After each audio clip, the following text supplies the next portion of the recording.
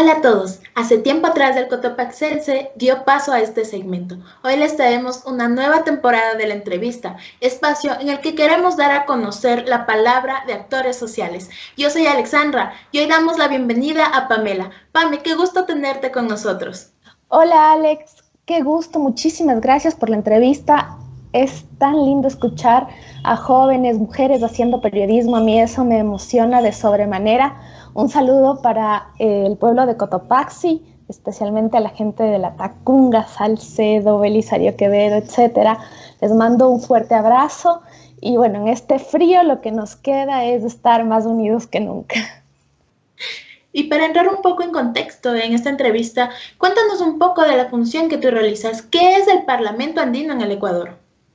Bueno, el Parlamento Andino es un organismo de integración, tiene un carácter supranacional y está conformado por 5 países: Colombia, Perú, Bolivia, Chile y Ecuador. Estos 5 países tienen el objetivo de crear normas comunitarias. Estas normas comunitarias deben ser enviadas a los diferentes gobiernos para que a través de sus congresos o asambleas las incluyan dentro de la normativa nacional. Por ejemplo, yo te voy a contar un poco de la gestión de la línea que yo realizo, que es la defensa de los derechos de la mujer, la pedida de la inclusión política de los jóvenes, derechos de la naturaleza, medio ambiente, la lucha contra la trata de las personas, entre otros. Entonces, busco a través de mi gestión que se aprueben normas que vayan por esa vía para lograr la protección de los ciudadanos y ciudadanas andinas. Representamos a más de 20 millones de personas, entonces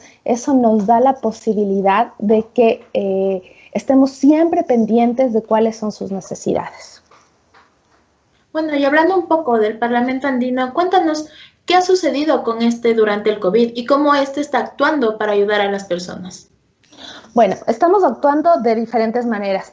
Primero, te quiero contar que como parlamentarios andinos, nosotros ya nos pronunciamos sobre la necesidad de que tomen medidas urgentes nuestros gobiernos desde el mes de febrero. En el mes de febrero tuvimos una sesión en Paracas y les pedimos a los ministerios de salud de todos los países que empiecen a crear cercos epidemiológicos. Lo segundo que hemos hecho es a través de la CAF, que es el Banco de la Comunidad Andina, está conocido como el Banco de la Comunidad Andina, se han entregado créditos a distintos países.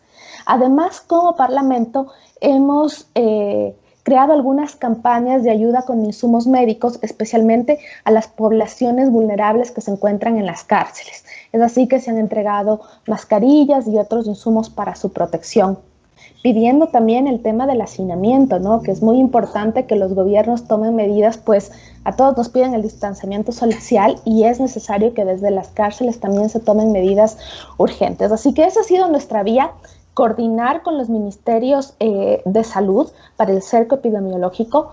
Luego hemos pedido algunas recomendaciones, hemos hecho algunas recomendaciones a los gobiernos en temas de protección de los derechos de los trabajadores, pues sabemos que los que más han estado afectados en esta crisis son los trabajadores. Igualmente hemos logrado que la CAF otorgue créditos a nuestros países. En Ecuador, si no estoy mal, son 20 millones en un crédito no reembolsable que se ha entregado desde la CAF, que es parte del organismo de integración. Y finalmente, todas las recomendaciones en temas de educación. Yo soy parte de la Comisión Segunda, que es de Educación, Tecnología y Cultura, y estamos aprobando un marco normativo sobre el blockchain, el deep web y otras herramientas tecnológicas que son fundamentales en estos tiempos de pandemia. Qué chévere escuchar todo esto. Y Pamela, tú como una actora social, ¿qué has hecho tú personalmente contra la prevención del COVID-19? A ver, yo como parlamentaria andina, lo primero que he hecho, quería darte el dato exacto, fueron 150 millones que la CAF aprobó para Ecuador. Eso nos permitió comprar de forma inmediata insumos médicos. No estaba segura si solo fue para Ecuador o fue para todos los países, pero ahora te puedo confirmar que son 150 millones solo para Ecuador. Ya, como parlamentaria andina, mi enfoque ha ido en 3 puntos. El primero es pedir la condonación de la deuda externa a los organismos internacionales como el Fondo Monetario Internacional, el Banco Mundial y otros organismos que nos han entregado créditos en el transcurso de nuestra vida republicana como país para que se condonen estas deudas. Si nosotros no podemos trabajar, no tenemos la posibilidad de pagar deuda externa. ¿Cómo podemos pagar deuda externa si es que estamos en una fuerte crisis sanitaria y económica? Entonces, primero, hicimos este pedido a los organismos internacionales que se nos condone la deuda y en el caso de que no se nos pueda condonar, que por lo menos nos den una moratoria, un periodo de gracia donde no se nos cobre intereses, no se nos cobre el capital durante el tiempo que dure la crisis sanitaria y unos años más para que los países podamos recuperarnos y podamos pagarla. Esta no solo fue una proposición de Pamela Aguirre, sino de un grupo de parlamentarias en las que se suman parlamentarias del Parlasur, que es el Parlamento del Mercosur, del Parlacen, que es el Parlamento Centroamericano, del Parlatido, entre otros. Eso fue lo primero. Como parlamentarios, pedir eso a los organismos internacionales.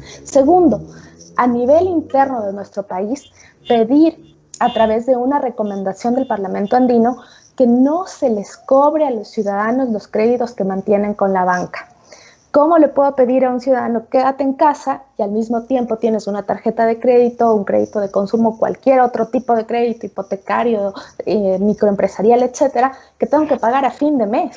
Entonces pedimos que se dé una moratoria bancaria, pidiéndole a la banca que arrime el hombro, tomando en cuenta que el año pasado ellos obtuvieron las más altas ganancias, las más altas utilidades, y que por ello ellos tienen la posibilidad de arrimar el hombro y no cobrarles a los ciudadanos que no tienen para pagar. Es así que la Superintendencia de Bancos emitió un comunicado con varios lineamientos respecto al cobro de créditos por parte de las entidades financieras. Pero no solo, al inicio solo fue pedirle a la banca, luego le pedimos a otras entidades financieras que también otorgan créditos. A esto se sumó, por ejemplo, de Prati, que sí, no es banca, pero mucha gente saca créditos para hacer compras dentro de sus locales, de igual manera a almacenes de electrodomésticos, o sea, de todos los entes que pueden otorgar crédito que se sumen. Eso sí, la Superintendencia de Bancos solo puede actuar sobre la banca, pero también se fueron sumando otras entidades. Y en tercer lugar, como soy integrante de la Comisión de Educación, el trabajo ha sido para asegurar el derecho a la educación de todos los ciudadanos andinos. Qué doloroso es ver que la educación se está empezando a convertir en un privilegio. Solo quien tenga internet, quien tenga tablets o quien tenga computadores puede educarse, los demás no. Esa no es la forma de llegar de considerar a la educación como un derecho, que es un derecho. Entonces, hemos pedido que los gobiernos aseguren, primero, que los ciudadanos tengan implementos, una tablet, un computador, entre otros. Segundo, la conexión a internet. No hemos logrado la universalización del internet. Hay muchos lugares donde ni siquiera llega. ¿Cómo se pueden conectar para recibir clases en línea? Además, en el caso de que sí llegara la señal, si no tienes dinero ni siquiera para comer, ¿cómo pagas un plan de internet? Y peor aún, todo lo que cuestan los minutos, conectarse, el WhatsApp, etcétera, todos los mecanismos tecnológicos que se necesitan para la teleeducación.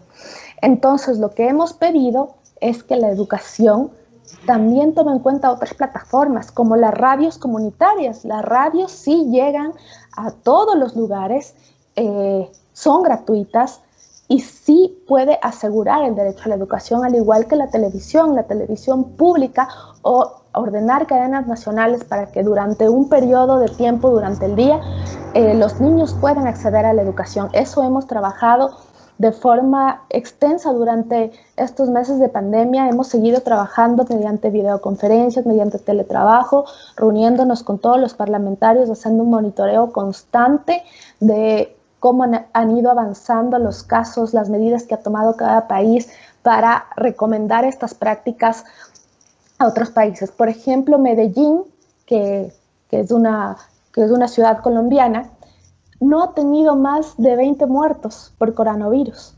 Eso significa que ellos han actuado de forma inmediata. Entonces hemos pedido que a través de la alcaldía y de otros espacios nos cuenten cómo ellos han logrado combatir esta pandemia. Y esas recomendaciones hacerle llegar a distintos municipios, como Ibarra, como Quito, entre otros. Yo creo que durante estos meses has tenido un arduo trabajo, pero no solo durante este tiempo, sino creo que en toda la carrera que has tenido. Cuéntanos un poco, sabiendo que te falta menos de un año para terminar tu mandato, ¿qué acciones has realizado? ¿Nos puedes comentar 3 acciones importantes que has hecho en beneficio del Ecuador?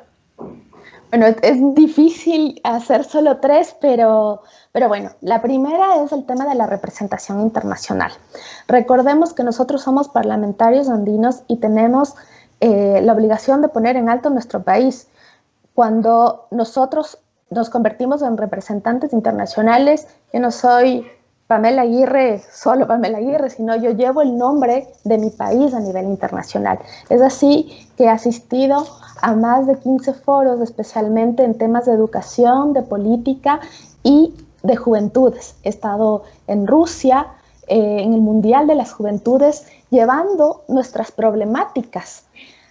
Antes no se hablaba de la importancia de la conectividad. El Internet era visto como algo lejano, como algo de los millennials, y ahora nos hemos dado cuenta que sin el Internet no hubiéramos podido afrontar esta pandemia. Entonces, nosotros ya llevamos el tema del Internet como servicio público en una cruzada de representación internacional a nivel mundial, a través del Eurolab, a través de los parlamentos juveniles en Rusia, etcétera, pidiendo que el Internet se declare como un servicio público. Eso significa que los estados tienen que garantizarlo y que permitirá la democratización del conocimiento. Si todos accedemos a bibliotecas a nivel mundial, podemos democratizar el conocimiento. El segundo punto que me parece muy relevante es la lucha por los derechos de las mujeres.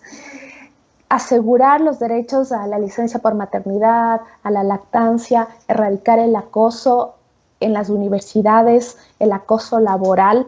Todo esto lo hemos trabajado con estudiantes de algunas universidades quienes nos han contado sus casos y hemos podido presentar los proyectos de recomendación para evitar el acoso en las universidades. Muchas jóvenes dejan de estudiar en las universidades porque sienten el acoso tanto de profesores como de compañeros de aula. Además, el marco normativo para evitar la trata de personas. La trata de personas es un negocio completamente ilícito que esconde lo más bajo de la perversidad cuando los seres humanos son tratados como mercancía, no tienen derecho. A muchas mujeres se les ofrece un trabajo en el extranjero, pero después desaparecen de la faz de la tierra, se les obliga a la prostitución, a cometer delitos. Bueno, es terrible el daño que ha hecho la trata de personas, así que presentamos el marco normativo para combatirlo. Todo esto en el contexto de los derechos de la mujer. Y finalmente, una de las aristas fuertes ha sido la lucha contra los paraísos fiscales. Los paraísos fiscales son agujeros negros de la fiscalidad que lo que hacen es ocultar el dinero proveniente de actos ilícitos. Corrupción, trata de personas, narcotráfico, tráfico de animales, etcétera.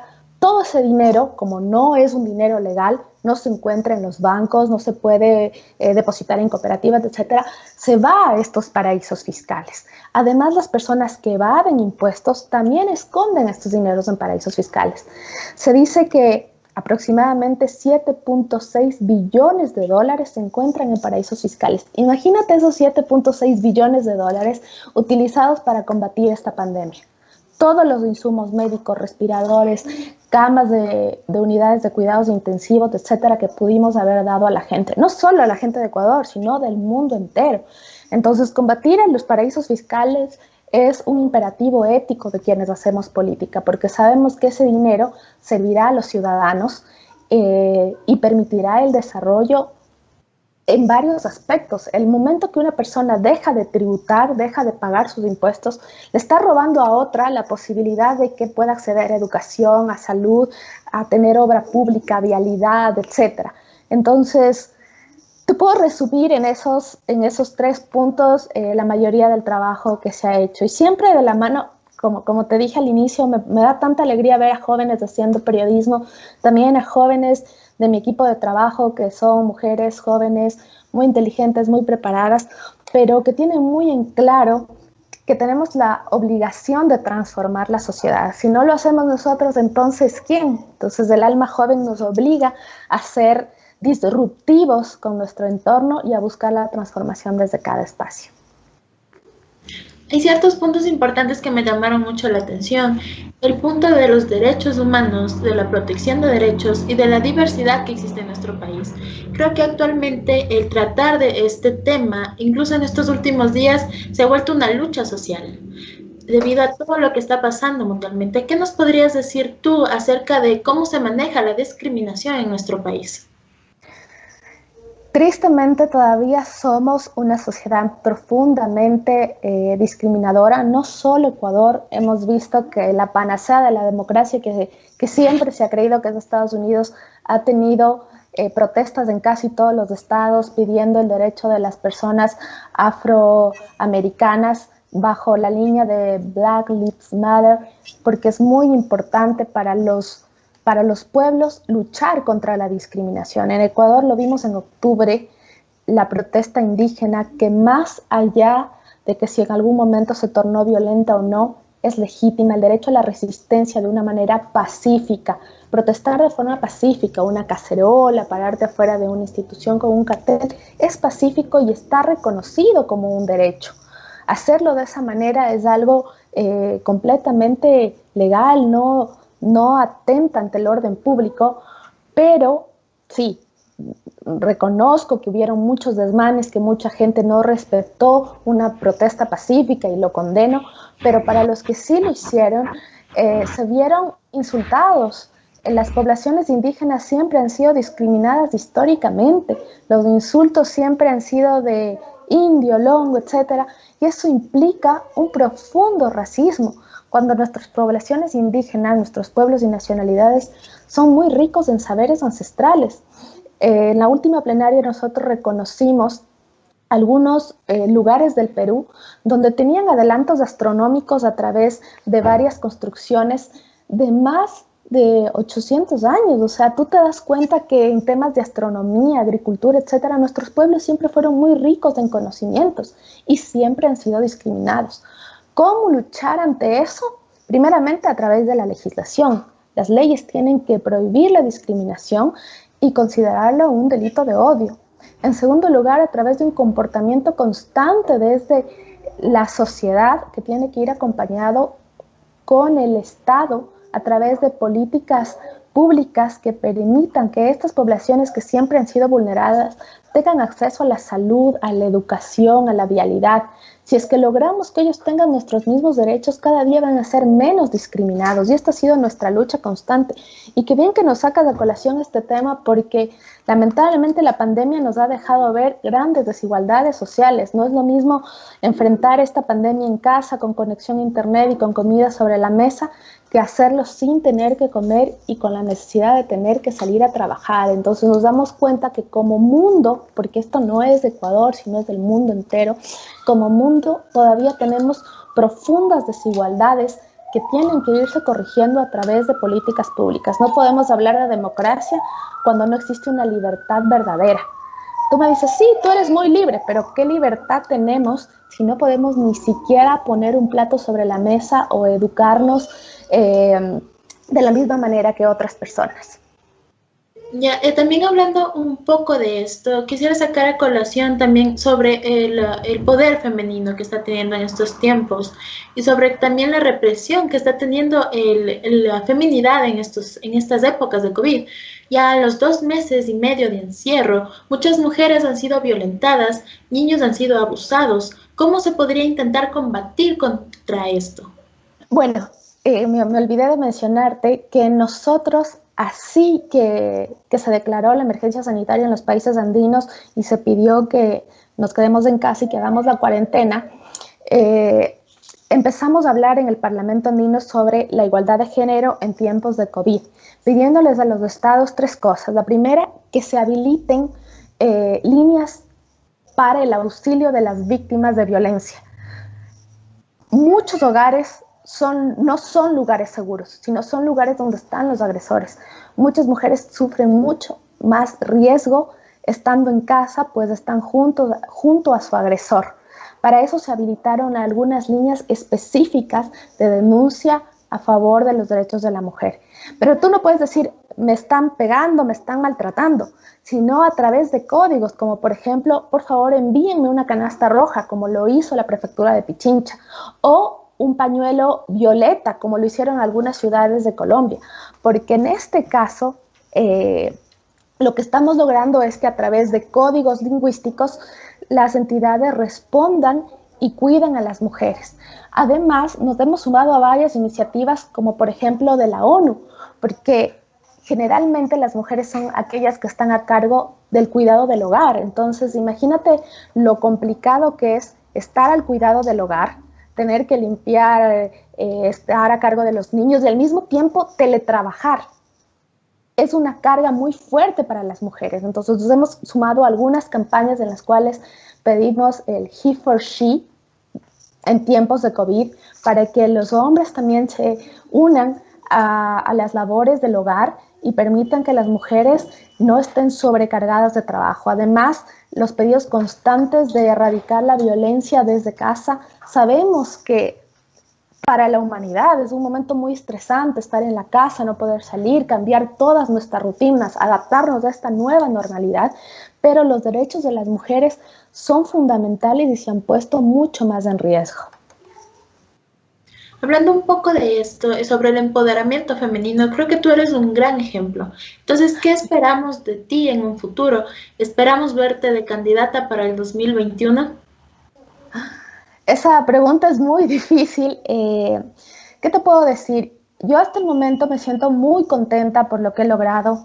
Lograr el tema de la erradicación del acoso en universidades, lograr algunos temas de los cuales nunca se hablaron, como la democratización del conocimiento, entre otros, nunca se hablaron en ningún espacio, y llevar esa voz me ha hecho sentir tranquila conmigo misma, saber que la confianza que me dio el pueblo ecuatoriano y que me han dado los pueblos andinos no ha sido defraudada. Pero respecto al futuro, ¿qué te puedo decir? Yo pertenezco a un movimiento político, nosotros somos completamente orgánicos, disciplinados, estamos donde nos necesiten. Un día puedo estar como asesora, otro día puedo ser asambleísta, otro día puedo mantenerme a través de los movimientos sociales. O sea, tenemos muchísimas opciones y estaré donde mi pueblo, donde mi país, donde el movimiento al que me pertenezco me pida que esté, siempre con la frente en alto, tranquila, sabiendo que he cumplido con mi trabajo, que nunca les he defraudado, pero sobre todo que quedan muchas cosas por hacer. Meterse a política, yo siempre he dicho, mucha gente dice que es fácil, al contrario, tienes que ser muy valiente porque son espacios de mucho conflicto, de renunciar mucho a tu vida privada, y desde estos espacios son los únicos lugares donde puedes cambiar realmente a la sociedad, porque desde aquí puedes crear leyes y política pública. Entonces, con valentía hay que llenar estos espacios y más bien pedirles a los jóvenes. Nosotros hemos, desde el Parlamento Andino y a través de los parlamentos andinos universitarios y juveniles, hemos buscado el recambio generacional para hacer política. Queremos que más jóvenes se involucren en la política, chicos con nuevas ideas, más jóvenes en edad, chicos, chicas que tengan muchas propuestas, empiecen a involucrarse en política. Eso es lo que más nos da satisfacción dentro de nuestro trabajo. Hablando un poco de política, también es muy importante saber cómo crees tú que se está llevando el país políticamente. Debido a tantas controversias que se han estado dando durante los últimos meses, ¿qué se espera de la política en el Ecuador? Bueno, públicamente mi posición ha sido de ser contraria al régimen de gobierno.